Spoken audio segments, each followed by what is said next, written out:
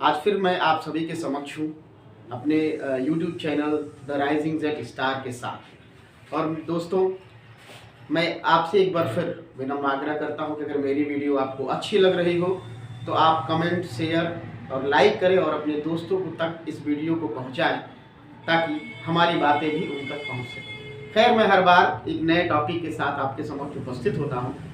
आज फिर मेरा एक टॉपिक है अपने युवा दोस्तों के लिए कि आउटसोर्सिंग की नौकरियों के चक्कर में मत पड़ें।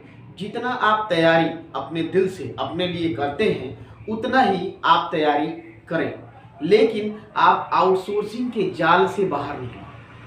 आउटसोर्सिंग है क्या, मैं आपको बता दूं। जहां तक मेरा पर्सनल एक्सपीरियंस ये कहता है कि आउटसोर्सिंग सिर्फ आपकी क्षमता को तोड़ने का काम करता है, जोड़ने का काम नहीं करता। अब आप बताएं कि क्या आप इसी के लिए बने हैं? आपने लाखों रुपए अपनी पढ़ाई पर खर्चा किया और उस पढ़ाई को आप चंद हाथों, ऐसे हाथों में बेचना चाहते हैं जो सिर्फ आपका शोषण करते हैं। अगर ऐसा है तो कहीं न कहीं आपकी पढ़ाई जो है वो व्यर्थ है, आपकी सोच कहीं न कहीं व्यर्थ है। दोस्तों, मैं इसलिए ये आप सभी से बता रहा हूँ क्योंकि कहीं न कहीं मैं खुद भी इस आउटसोर्सिंग कंपनी का शिकार था। तो मैं ये चाहता हूं कि जो मेरी गलतियां की गई हैं मेरे द्वारा, वो ऐसे तमाम साथी हैं जो जो ये गलतियां करते हैं, मैं उनको इसीलिए आगाह कर रहा हूं कि आप अभी युवा हैं, आपके पास तैयारी का भरपूर समय है, साधन है, आप बहुत कुछ कर सकते हैं, आप बहुत कुछ ऐसा कर सकते हैं जिससे आपकी ज़िंदगी में बदलाव आ सकता है। लेकिन इन आउटसोर्सिंग कंपनियों के चक्कर में पड़कर आप अपनी ज़िंदगी को सिर्फ और सिर्फ बर्बाद करेंगे और सीमित करेंगे। कैसे? मैं आपको बताऊं कि आउटसोर्सिंग का जो जाल है ये एक सरकार द्वारा जानबूझकर आपके लिए बुना गया है। क्यों? आपकी क्षमता का ह्रास करने के लिए।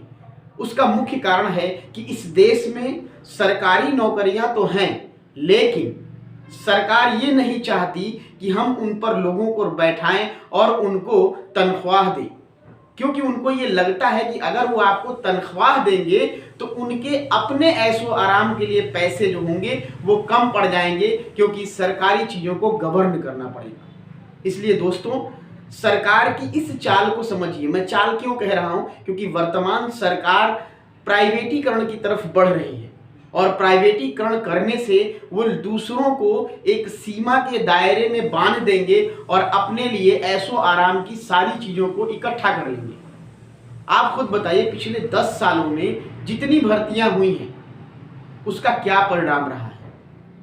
जितने पेपर होते हैं वो लीक आउट हो जाते हैं ताकि परीक्षा दोबारा होना, और परीक्षा तो बहुत बड़ा स्कैम है।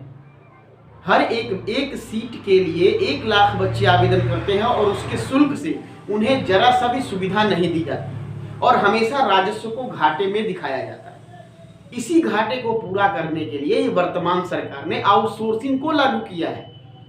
आउटसोर्सिंग क्या है? अब एक चीज तरीके से और जानिए कि पहले इस देश में चोर हुआ करते थे, चोर से डाकू हुए और डाकू से बड़े बड़े लुटेरे हुए।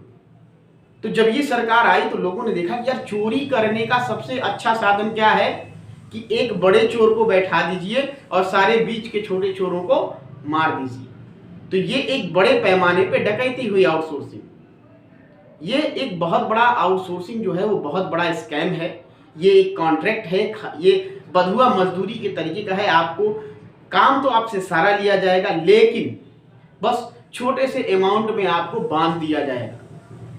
अब दोस्तों, ये इस पर पर्सनल एक्सपीरियंस मेरा इसलिए है कि मैं आपको बताऊं कि मेरा सिलेक्शन 2019 में राजस्व कर्मचारी कंप्यूटर ऑपरेटर के तौर पे हुआ था।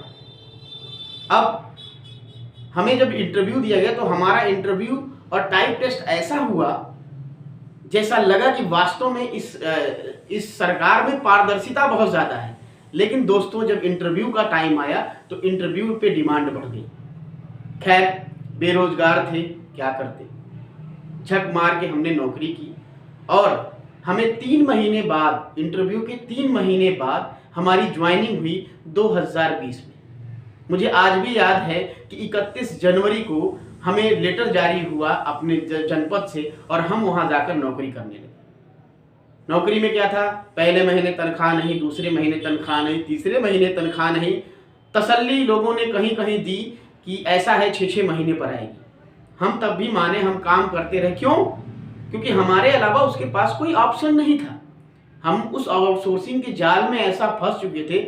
लेकिन दोस्तों तभी क्या होता है कि जैसे ही 8 महीना पूरा होता है, एक सरकारी आदेश से हम लोगों को निकाल दिया जाता है और पता चलता है कि जो 8 महीने हम लोग को निकाल दिया गया, हम लोग की 2 महीना पहले ही हम लोग का टेंडर पूरा हो गया। अब एजेंटों ने क्या झूठ बोला कि अरे 1 साल की है, कोई नहीं हटाएगा, फिर आपको रिन्यूअल कर दिया जाएगा। और दोस्तों उस आउटसोर्सिंग नौकरी की हालत आज ये है कि ना तो हमें तनख्वाह मिली और न ही हमारी दोबारा ज्वाइनिंग हुई। अब बताइए ये आउटसोर्सिंग स्कैम है कि नहीं? मेरे पास दोस्तों इसका प्रूफ भी है और मेरे पास 3-4 आउटसोर्सिंग कंपनियों के लेटर भी हैं जिन्होंने बच्चों की ज्वाइनिंग तो कराई, लेकिन उन्हें अपना स्थान नहीं दिया, न उन्हें नौकरी दी, न कुछ दी। और धीरे धीरे ये आउटसोर्सिंग कंपनियां ऐसे गायब हो जाती हैं जैसे पैर के नीचे से जमीन जब कोई आपको शॉकिंग न्यूज़ लगता है। तो दोस्तों एक बार फिर मैंने आपसे अपना पर्सनल एक्सपीरियंस शेयर किया और मैं आज भी कहता हूं कि आउटसोर्सिंग नौकरियों से बच के रहिए। ये सिर्फ आपका शोषण करेंगी, आपका नुकसान करेगी, आपकी क्षमता को बांध के रखेंगी, इससे ज़्यादा और कुछ नहीं करेंगी। आपको अगर करना है तो भरपूर तैयारी करिए और अच्छे जगह पर अपनी ज्वाइनिंग करिए, सरकारी नौकरियों को दिल लीजिए और देश की सेवा करिए। बहुत बहुत धन्यवाद।